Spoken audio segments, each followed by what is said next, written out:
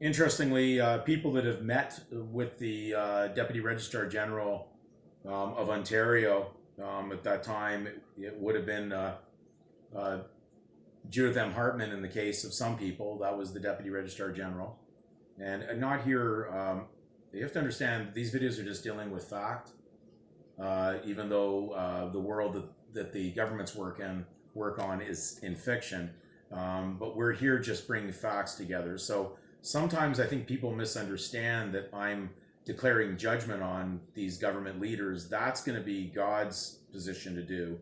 He sends his son, Jesus Christ, who is the righteous judge who will actually take care of business on this. It's not up for me to do that, and it's not up for you. So, be at peace, because that's what we're here to represent. We're peacemakers, unlike the Canadian government that are called peacekeepers in a strange sense, still bearing arms. But we're peacemakers.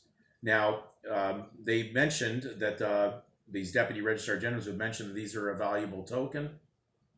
I, of course, do research, so I want to go find out what a valuable token is. Can't find it in the Canadian Law Dictionary. I can only find where it says C, literally token of a counterfeit token of value, which is a fraud, which is a token of fraud, basically, in other words. Well, because it's not a real citizenship, you couldn't have one. You're not a member of the bar. You didn't write the legislation. You're not party to whatever's going on here. You're a stranger to this contract. So we have to understand that when we wake up to this, truth is going to start to fill our soul with the Spirit of God. And then we're going to be starting to walk with good faith, not with a bad faith name anymore. Your Christian name is good faith. The last name attached to saying you're a citizen of one of these legal nations is bad faith towards God. You've turned away from him.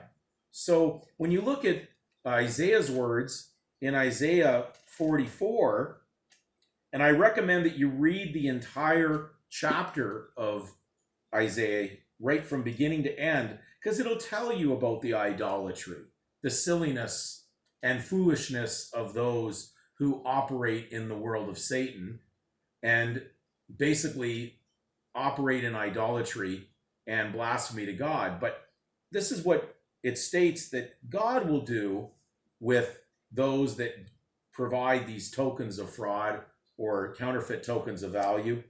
It says in Isaiah 44, verse 24, "Thus saith the Lord, thy Redeemer, and he that formed thee from the womb.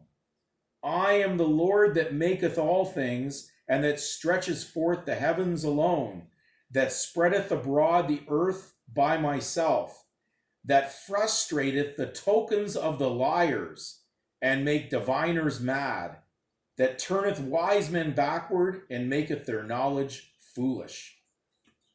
We have to remember that God allows them to exist, but they have limitations too.